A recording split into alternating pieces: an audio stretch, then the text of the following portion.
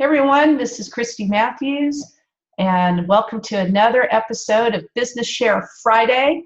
And today I have the pleasure of having Tara Woodruff here. Tara, thank you so much for being here. Thank you for asking. Oh, you're welcome. I got to tell you before we get started, this lady here, she is one of the most kindest, inviting people that I've ever met online. I mean, I'm anywhere really.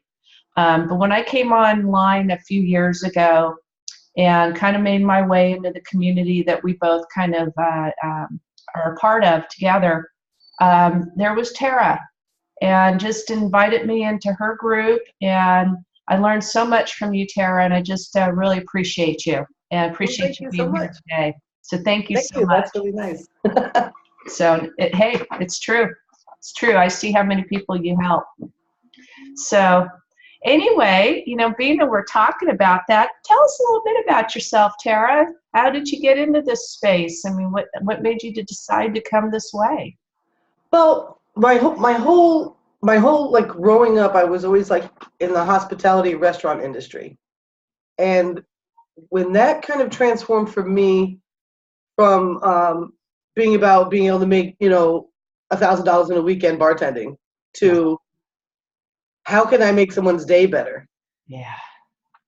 I realized that I was really more of a servant than I was anything else. So I ended up in a job back in Florida that where the only part of the day that was any good was when I was dealing directly with a customer. And my favorite part was dealing with one that was mean and had a bad day, because I just really like turning it around in 5 minutes, and doing that. However, the rest of the job was awful. And I got to a point where I really needed to make a stand and do something else. And I had dabbled in the network marketing space a bit. And I just said, if I put as much time and effort as the time and effort I put into this job, something's going to turn around for me. And so I went for it. Yeah. I went for it. Excellent. Yes. Well, we're getting some feedback, but and it's interesting when you said that you take the person in a rotten mood, and that was something that you enjoy working with, and here you're able to turn them around, and I'm sure you made an impact on them as well by getting them out of their funk and maybe getting a smile on their face, and maybe they're feeling a little bit better after they left having an encounter with you. Yeah. So is that how you came up with the mind reset coach? Actually, how I came up with the mind reset coach is in the early stages of my network marketing career. Not everybody that decides that they hate their job and want to do something else about it realizes or is able to wrap their head around the different way that we think as an entrepreneur. True. So like the average everyday thing, which there's nothing wrong with having a job, but if you are satisfied and you're feeling good about your life, you probably don't have that stinking thinking problem anyway. Right. You probably already turned the bad things in your job around to the good things. And right. But I notice a lot of people that just are not happy with their jobs and try to come into network marketing. They fall in love with this with the dream, and which is okay. However, there's a lot of heartache that goes before that dream, and there's a lot of heartache after you get the dream. And if they don't get their mind reset to where they need it to be, to start thinking like somebody that perseveres no matter what, they have to do some realignment in their thought process, like neuroscience, like sure, retraining their whole brain. So that's where that idea came up with. Yeah, and you're right. It's getting rid of that stinking thinking. I mean, it's really easy with the 9 to 5, so to speak, that we're not paid to go home and think about things. But an entrepreneur is always, they have that creative brain always going. And so it is taking some sort of a reset to the way that we think about our businesses and how to put that into a proper balance. Yes. And very much so. A big thing is people, when they're coming from a job kind of place mentality into a entrepreneurial mentality. Right. They don't realize that we're not paid on our effort. Right. If we were, we are paid on our results. And you Right. have to have sustainability in your efforts to create the results. And if Right. you get tired and you get disappointed, Yeah. you're in trouble because you're always this close to the breakthrough, especially at your most frustrated point. Exactly. It's so true. And always got to work on the mindset and always work on ourselves, can you say something about that? Because I think, we have our experiences tied around people that we're comfortable with. And as we're developing ourselves, we may get to a point to where maybe we start understanding people we're comfortable with a little bit more. And then we expand. And as we grow, we start running in and go, oh, that's a personality I haven't experienced before. Whoa, that person's very determined. And can you speak to a little bit about that? I think so. I think I'm getting the gist of what you're saying. I especially recently I've had kind of an experience with this. There are people that you have in your life that are outside of your entrepreneurial endeavors, and you've probably known them for a long time, and they may be wonderful, wonderful people. However, Right. you'll notice that they don't get it. Right. They will offer up excuses on their own stuff. Yeah.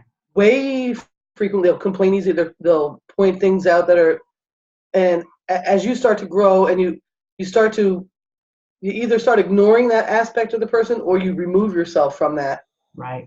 Because sometimes you have to. Right. My circle's real small, so I don't necessarily have to go and remove myself away from everything because the people that I associate with, they love me very much and they put up a lot of me.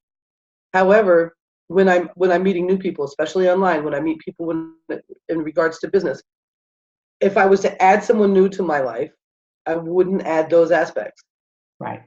So now I find people that I don't hear a lot of complaining. Right. Especially with new circle. I don't hear a lot of doubt. People struggle, yeah, and they ask for help, yeah, and I ask for help, and that's part of being successful, is being able to know when you need to ask them for the help. Right. And it's a different world. It is a different world. There's no doubt about that. I think there's a little less, how girls can get chatty with each other. I guess guys do in their own way too.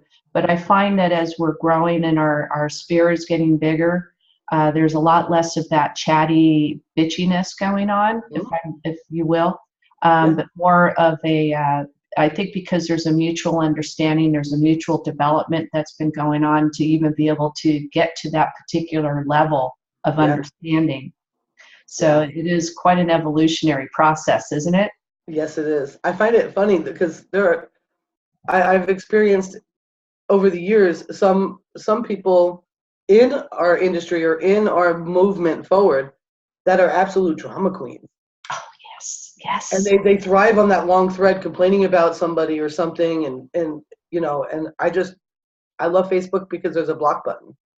I don't see any of that anymore. Yes. It took a long time for me not to get myself sucked into it. Right. There's a term that when I started selling cars in Maine, that somebody pointed out to me when we would be outside waiting for people to come to look at the cars, and we'd hang out with that one guy that hasn't had any sales that month, and he would be complaining about how we don't get paid enough, and we're doing this for free, and da da da da da, and how come this guy gets all the referrals from the sales desk, and my mentor at the time, he said he's putting you to sleep because he's lonely in his bed. And so you'll find that in all walks of life, when you find somebody's complaining a lot, especially about things that you're thinking about or that you're trying to overcome, watch out for that because some of them know they're doing it. Oh, good. And it doesn't matter if they know they're doing it. What matters is you've got to recognize when somebody's trying to put you to sleep. That's true. Yeah. Very good point. Wow. I've never heard it put that way, but boy, that's true. It's kind of working my brain right now. Yeah. Yeah. Well, we were talking a little bit offline, and you were telling me about, and you share, whatever you want about this, but you had difficult time in Florida and dealing with an unscrupulous person who may have kind of lulled you in a way, huh?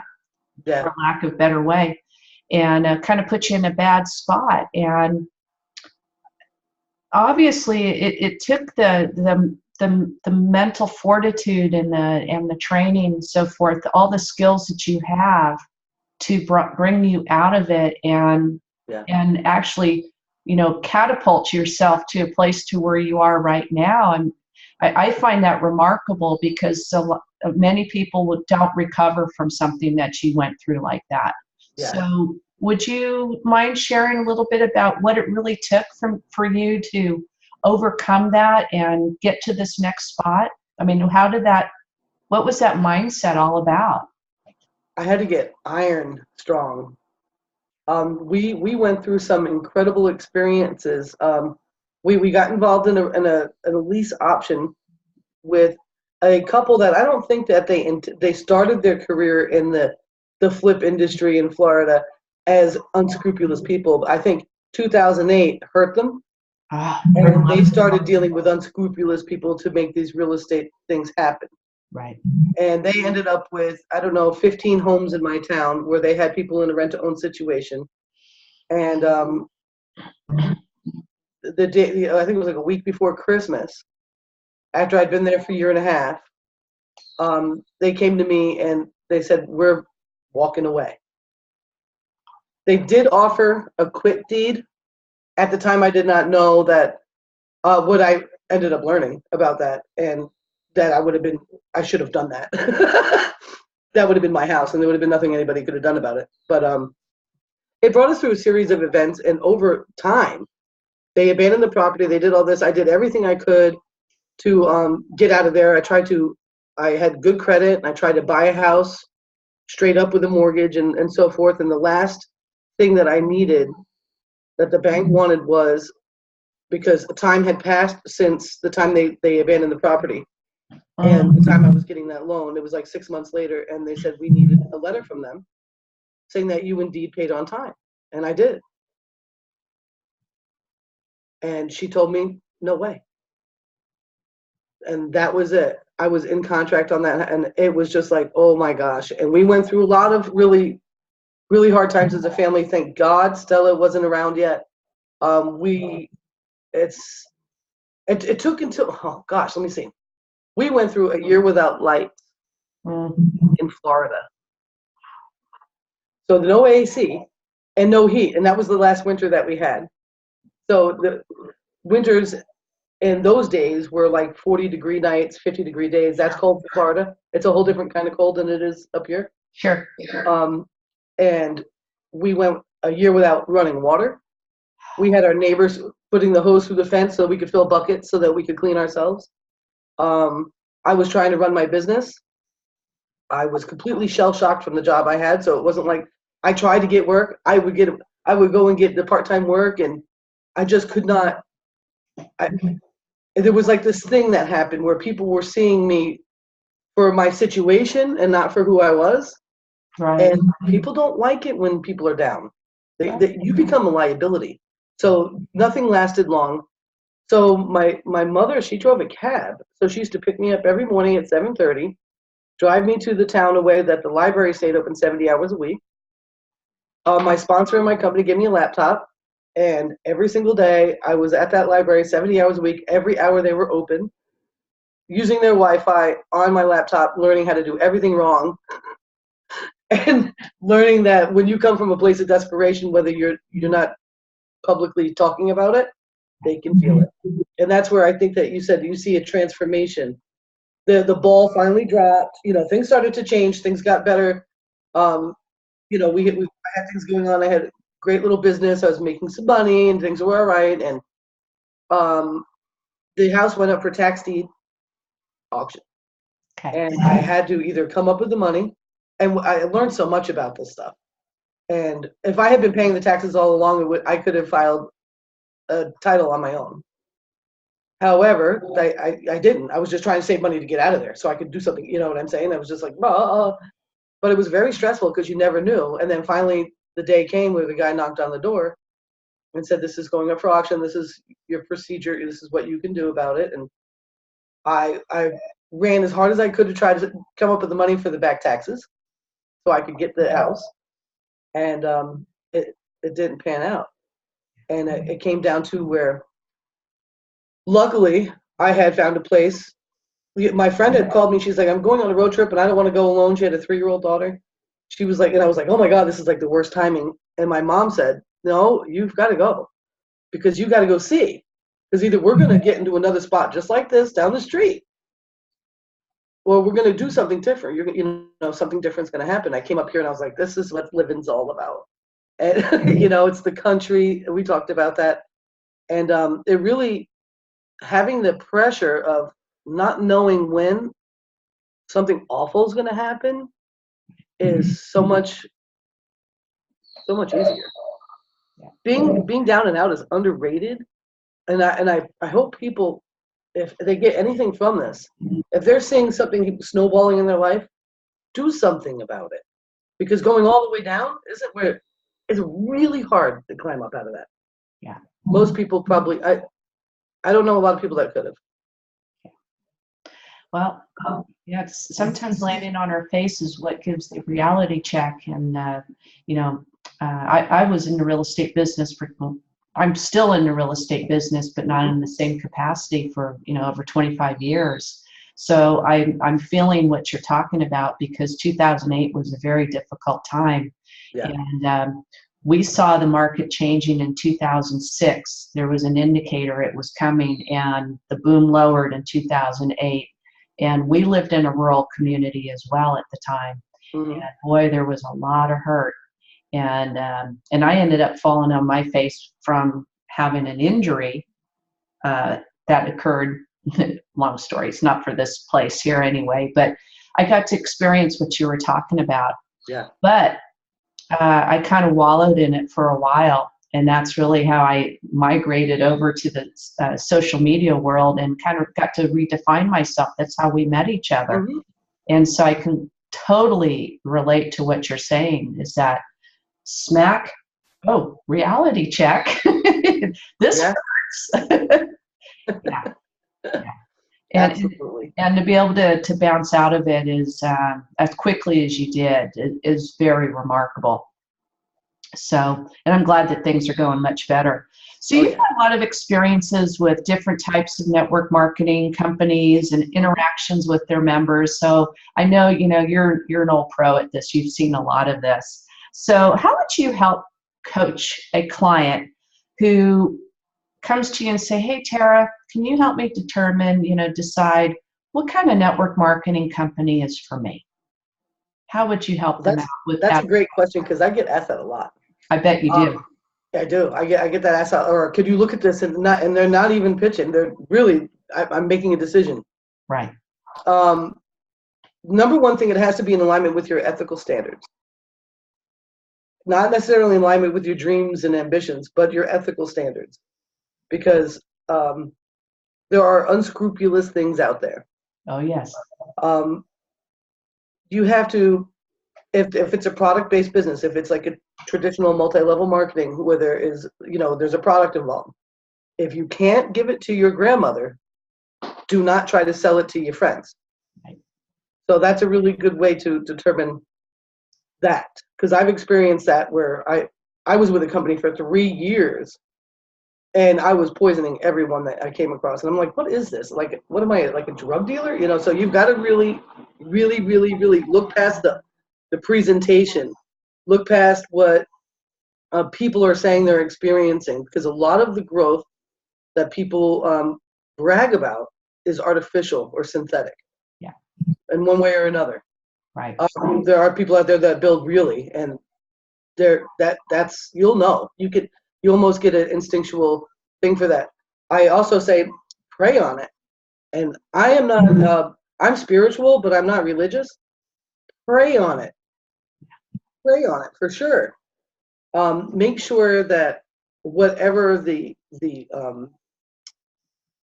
investment is to become involved and your monthly overhead is something that you can do and if anything, even if it's not creating a new budget kind of thing, because I've been in companies where the monthly requirement was $300 and something on your own personal order. There's companies out there that require you to sell $500 worth of products, and if you don't get the customer to buy it, you've got to. So those kind of things. I know that it's much more affordable than a brick and mortar, but that doesn't mean it has to break your back. A lot of people are still. Is it something that you can do while you still work your job? Because I did this. I don't suggest you quit your job first. Right. Don't do that. The lights didn't go out because I had a bad landlord. The lights went out because I could no longer pay the bills. Right. You know what I'm saying? Because I didn't have a job. Right. And it was really difficult to build a business quick enough to do that. I was under the impression that I could, but it was evident quickly that that was not the case. Not the case for most people. Yeah, and the first thing that I would want people to be prepared to totally divorce their enroller. And can you say that again? To divorce your divorce the enroller. Okay. So say I join a business with you. I cannot depend on you for my success. You can support me in any. Yeah. Support. You have to be able to build the support up in your mind. So when choosing say somebody's already got all that thought of and they figured that out. The biggest thing about choosing a network marketing company is something that you can sell your great grandmother or your grandmother, and can you see yourself working that business for the marathon? I'm talking a 5 to 10 year time investment. Right. I'm not talking about, there's a lot of things out there that are flash in the pans, and they may be around for a while. But if you're trying to sell something to somebody so that they can reach a goal in 6 months, and at the end of that 6 months or 90 days, because usually people quit way long before they ever reach the goal, where's the longevity in that? It's got to be something that's going to have longevity in a real marketplace and be able to compete with stuff that people can go buy without going to an MLM. And that's going to help people make better decisions with that. Yeah, I think that's a good point that you're making. And also, it is still a business. You're going to get into this business. There is going to be an investment. I think a lot of people come online and they go, oh, well, I made my initial investment. I paid my enrollment fee or whatever, and there is no investment. And that is just so wrong. I mean, in the offline world, in the online world, you have to spend money to make money. That's just the way it is, whether you need to buy products so that you can give out samples or whatever, or you need to buy a tool so that your business can run more efficiently so that you can scale. Mm-hmm. There is an investment, folks, and many times you know what? Just your auto ship requirements. Oh, absolutely. Everyone has to understand it's going to cost at least 3 times more than it did initially, and at least 3 times more than it does per month. And auto ship is a great example. But let's not forget, going to get a job costs you more than people think. Very true. You've got to pay for gas. Yes. And if you're carpooling, then you're sharing gas. You've got to have your meals ready. So either you are spending time investment preparing those meals to bring with you, or most people are just going to buy something where they're at. Yes. You've got to have your clothes the way that your job wants your clothes to be. So if you're doing a professional business, you're going to have dry cleaning bills. You're going to have all sorts of things that if you're not a 1099, you will not be able to claim. That's right. And so, and it blows my mind when people just don't realize how they just don't even realize how much they're already investing in something that's got them on a cap. Yeah. So, yeah, it costs money. You want to learn something that you don't know, you can't expect somebody to just teach you that. The first thing you want to do is go to YouTube and watch everybody that teaches it. And then when you need more, because you're going to need more, find someone that you can learn it from. Right. Absolutely. And you're going to have to pay. Yes. And there's nothing wrong with that. There's nothing wrong with that. But if you're thinking about, well, it's different than spending, $10 over at McDonald's every day. Is it really $10 times, how many days a month are you going to be there? Think about that. Yeah. Start breaking stuff down into reality, because it costs us to do everything. Yeah, it sure does. Why not cost to do something that's going to help you in your future and your family's future. Yeah. For sure. I know quite a few six-figure wage earners who are flat broke. Yeah. They spend a lot of money, that they're spending their time commuting 2 hours one way. That's 4 hours a day. The gas in their car, the time away from their families, because of the wages they're earning. They've got to have very nice clothes. Mm-hmm. The food, all of that plays into it. And I find whether it's from minimum wage all the way up to high level earning, if that's not put in the right balance, doesn't matter how much you make. There's still going to be there's quite an investment there. So I'm glad you brought that up, because that's something that I think a lot of people don't realize when they come online, that there is an investment here. Mm-hmm. Actually, I think it's actually a better investment than than going to work, for instance. Absolutely. In many cases. Without a doubt. Yeah. When we chatted offline, you mentioned that your current business arrangement has allowed you to deliver coaching services a little bit different than you used to. Yeah. Tell us how that works now. Well, the reason why I say that is because, let me see how to explain that. There's a certain things that happen in a coaching environment. There's certain things that I suggest people do, just because I think it's better. Because when you can, it's kind of like the elimination diet. When you can eliminate things that are causing that you perceive to be causing you anxiety or giving you more fear, you've got to eliminate certain things. Like if you go out every weekend on Friday night with your friends and you stay out until the bar closes and you have a hangover all weekend, and that's when you have to work your business, you're going to eliminate that Friday night. Yes. But when it boils down to other things in your diet, we are affected mentally by the foods we put in our body. Right. Well, there's other things. There's things in your environment, in your home, that affect your ability to think. Fluoride drops your IQ by 20%. 20 points, I think it is. 20 points. That's huge. So when the reason why I say that, it kind of makes it better, because if somebody really wants to see some change, the kind of business that I'm in right now, and will be until we talk next time, until 20 years from now, we're doing another one, and maybe we're on TV doing it. Those things my company helps you eliminate those kind of problems. It's certainly not perfect, but I tell you what, the way that if you're not sneezing all the time in your house and you're not being affected by the kind of cleaning supplies that you're using, there's so many different things, and you're saving money. So now you're taking a financial burden away. You're easing your financial burden, your everyday thing.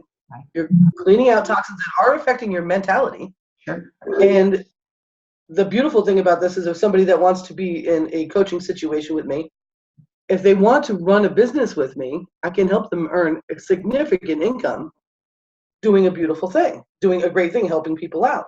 Right. If not, they at least got to, they at least have to start eliminating things that are, this way they know what they can add back. So does that mean that if they're working along with you, then you're kind of coaching them along the way, because Yes. You're working along in your team. Yes. But if somebody who's not maybe on your team that says, hey, Tara, can you go ahead and coach me? Then that might be a different type of an arrangement, right? Yes. Yes. Absolutely. Yes. Yeah. I try to do more, though, out of, yes, it's a different kind of arrangement. If somebody says, well, if I don't want to, run the business with you, and I want to be on, I just want you to coach me and teach me how to run the one I've got, or how to get to where I want to be, or break through this next level. Yes, that is a different arrangement.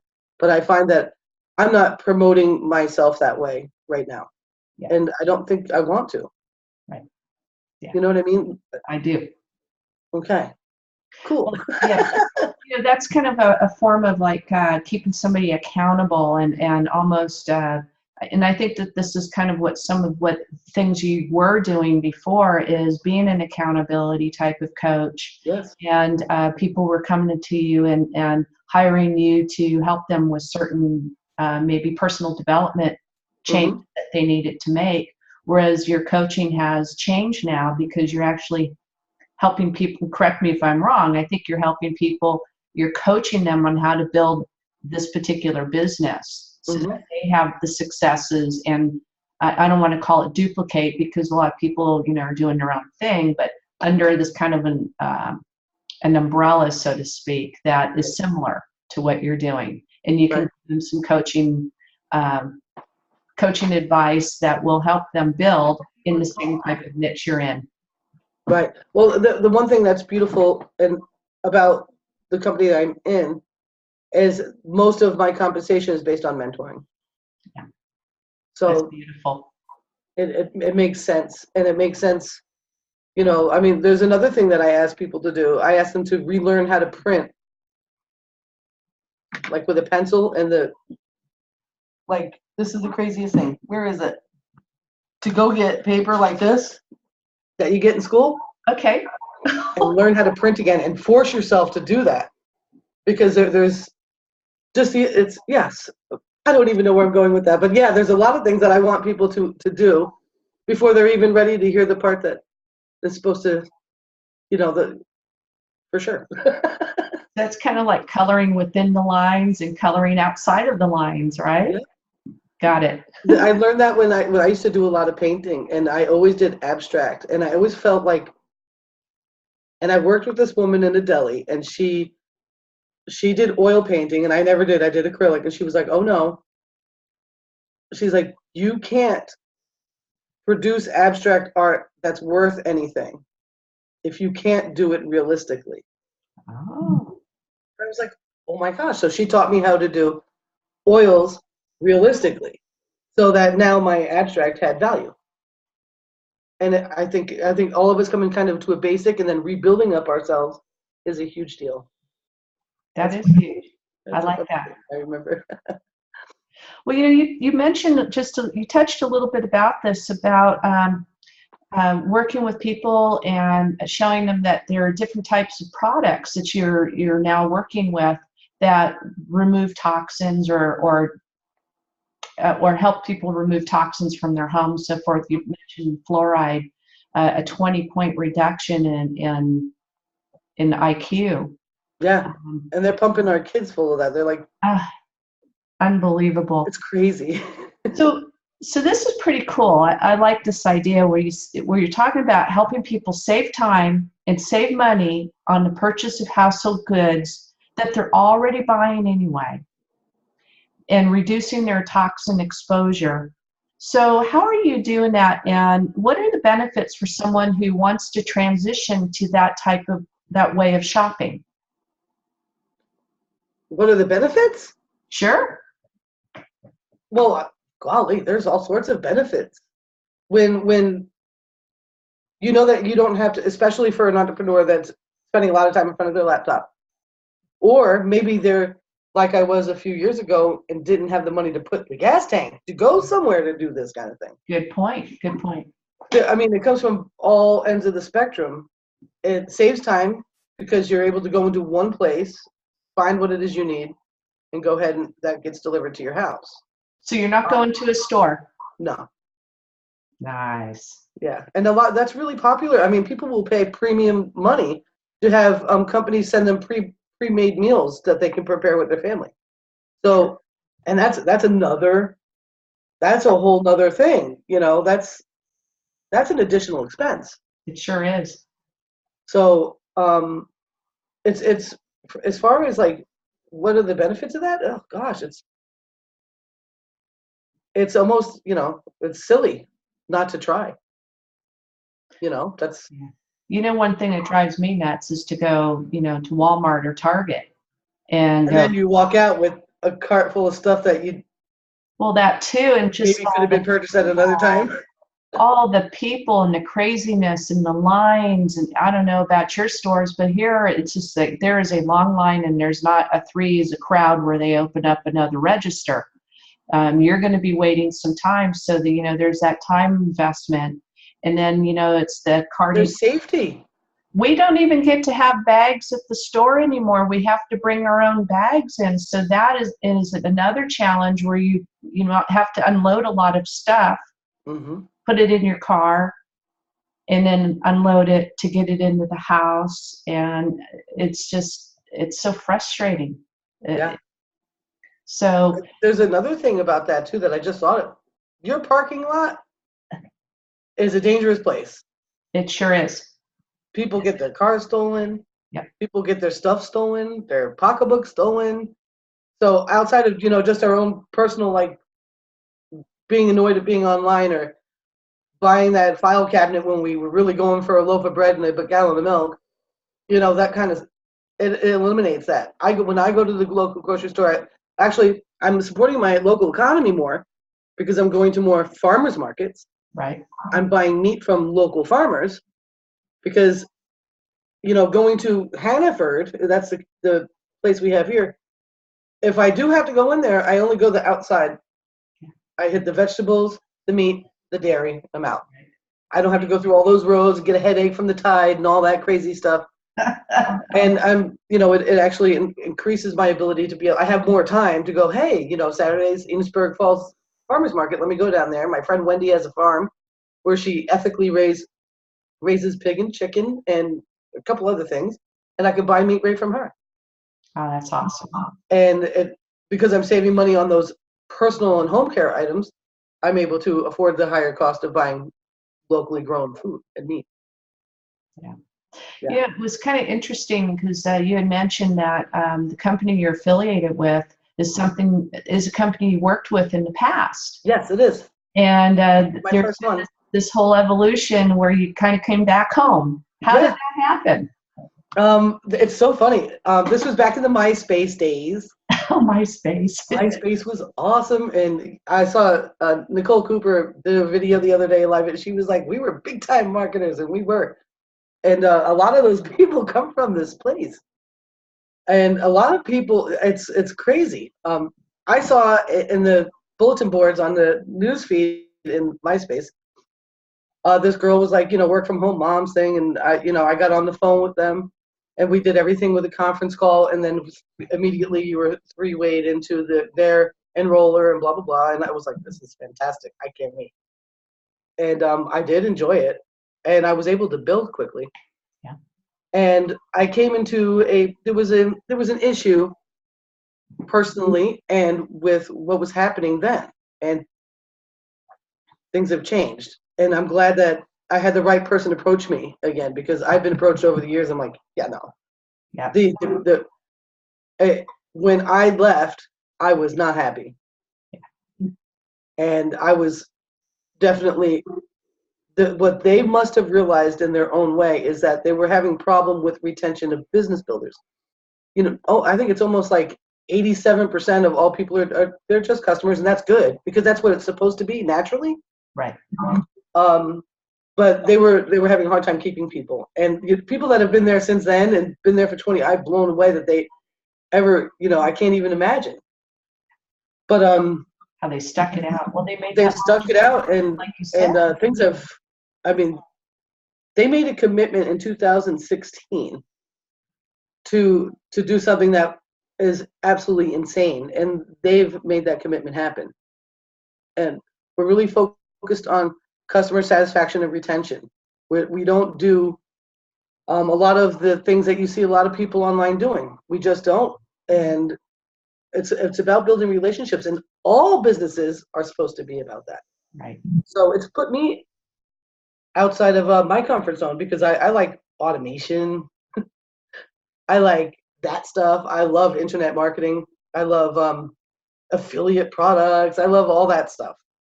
However, what I've noticed, even in situations like that, the people that did the best at it and had success at it and were able to duplicate were people that built relationships. Yes. That were not afraid of either picking up the phone or talking in the chat. And, but yeah, I was kind of surprised when it was time to My friend came to me and she said, would you take a look at this? And I'm like, oh man, I know exactly what she's talking about. And just because I said I would, I went on the presentation and I was late. And then now I had the link to the presentation. So I checked every hour and I went to a bunch in that first 24-hour period of time. But I signed in as guest, or I signed in as, Mary Jo or something. I just didn't put my name in there because I didn't want the lady that introduced me to know that I was really that interested. Right. Because I already was in love with the company. Yeah. I just wasn't in love with the policy that they had. Okay. Yeah. And when I told her I prayed on it, which is crazy. I couldn't sleep all night. I was like, what am I going to do? I cannot believe this happening. And I said, I'm going to need to talk to somebody that's been around a long time. And they're going to have to explain this to me. And I'm not telling you what it is yet because I didn't want to turn them off of something that was really great for them. And, well, that was all I needed to hear. That was it. And that was the end of it.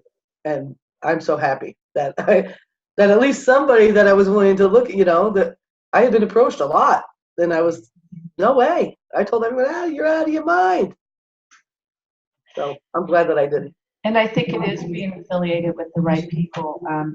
When you mentioned that, I had a similar experience too, and it was something I jumped in and jumped out of, because once I found out that the person who I aligned with turned out to not be the person that they presented themselves to be. Mm-hmm. And you really do need to do the homework and, as you say, build those relationships, because it's the relationships that have, it's brought you back to something that you did, you liked before, but there was this other thing that just wasn't the right thing for you.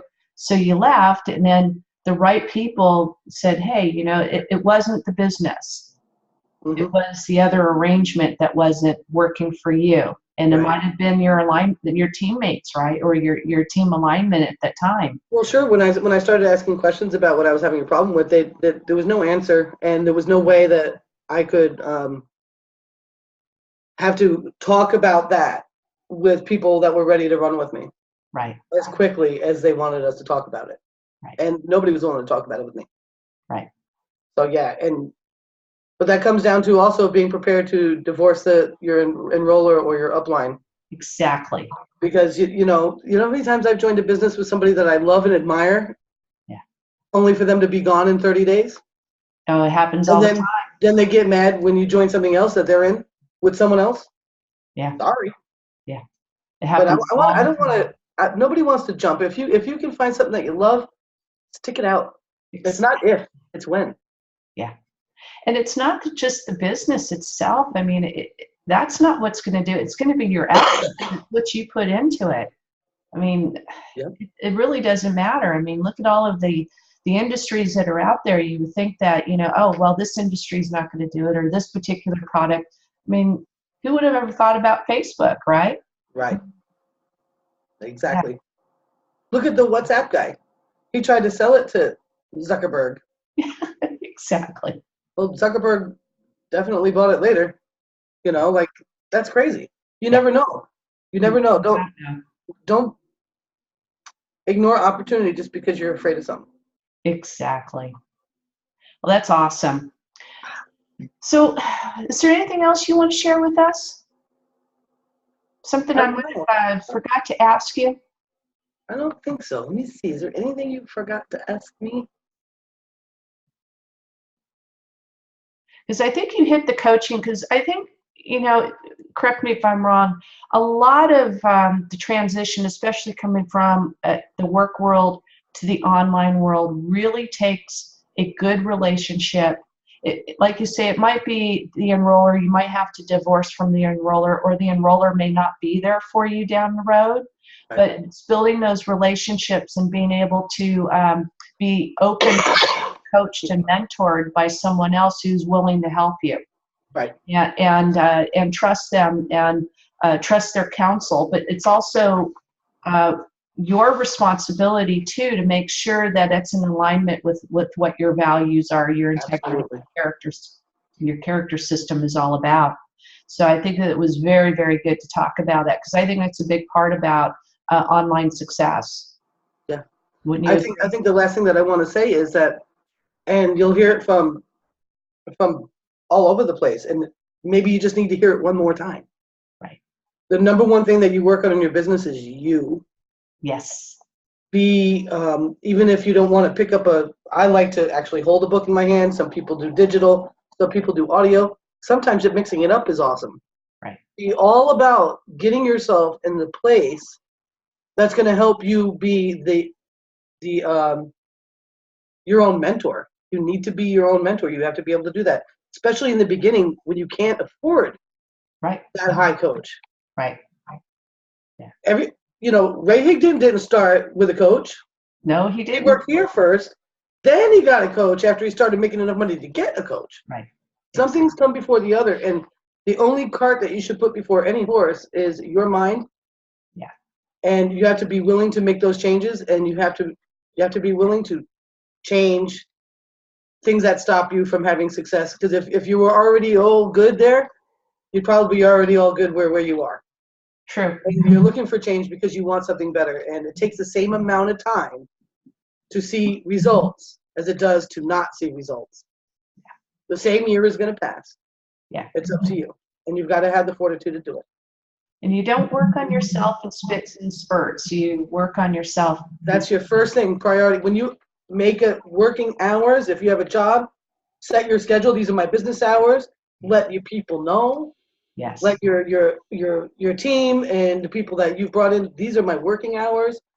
Make sure that part of that working hour is here.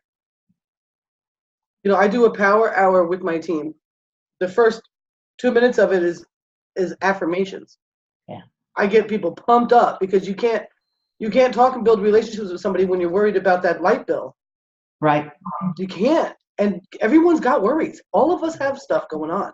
Like you said before, 6 figures or minimum wage, we've all got worries. That's right. You've got to be able to move from a place of service instead of desperation. And Yeah. you can't do it if you don't work on your brain. So, folks, isn't she great? I mean, when you talk with her, she's the real deal. She'll tell it just like it is, and you'll appreciate that. Some people they don't they don't handle that very well. She's not rude in any way. She's just going to tell you it like it is, and that's something you need to hear. Is you don't want to waste time in this business doing things you should not be doing, and Tara will tell you straight, and she's been there, she's done it. So Tara, I want to thank you so much for joining me today. How can people get a hold of you? And if they want to, check out what you're doing and find out Tara never mentioned, what is she doing? Well, that's by design, folks, because that's one of the number one rules in marketing. And I think it's the number one rule in marketing, period. No Yes. matter what, anybody Absolutely. can Google and find something bad. Because usually when they're Googling, they're looking for something bad. And when you seek, you shall find. Yeah. And that's the fact. I'm on Facebook. I really, that's where I'm at all the time. My page is Coach Tara Woodruff, so Facebook.com/Coach Tara Woodruff. And that's where I am. That's where I spend most of my time. Yeah. Would you agree with this, that most people are there to eliminate, whether it's in car sales or anything else? They're going to find a way to eliminate a purchase because you're making a big decision, whether it's joining a company, buying something big. Isn't that true? And that's why we don't come right out and say, hey, I'm doing this and I'm doing that. Yeah. It's for a very valid reason. It's not to be deceiving in any way. It's just because that's just how the psyche works. And I learned that the hard way for 3 years. Absolutely. And I have people that still won't talk to me. Yeah. I had to shut my Facebook account down because that's all anybody associated with me. Nobody saw me and my value. Yeah. And that's really important, guys, because, it's like being in real life. Right. You might not be at that first place that you were at. Right. And guess what's going to change? That's the only thing that's going to change. You have to be, the thing. So, yeah, it's not about being deceptive. It's about doing it right. Exactly. And that's super important. Yeah, don't hashtag your company stuff. If your company wants you to make your banner all about this and that, that's not the company. They are actually working against rules that are coming down the line. Yeah. Yeah. And we don't want that anymore. This is real. And people hate MLM and give us a bad name because of how we've been running the business. And Right. it's got to stop. They're going to force us all to stop. Yeah. Might as well get practice now. Exactly. Well, Tara, thank you again so much. Please let us know again how to get a hold of you, because I kind of jumped in there a little bit when you were giving that information. That's all right. It's Facebook.com/Coach Tara Woodruff. Excellent. Excellent. Hey, folks, look up Tara, find out what she's doing. She'll tell you some more things that we didn't talk about today that are very worthwhile having that knowledge. And so, again, thank you, thank you, thank you. Really appreciate you being here. Thank you so much. I appreciate it. Hey, you bet. Hey, we'll talk again soon. You too. All right. Thank you. Bye. Bye. Bye-bye.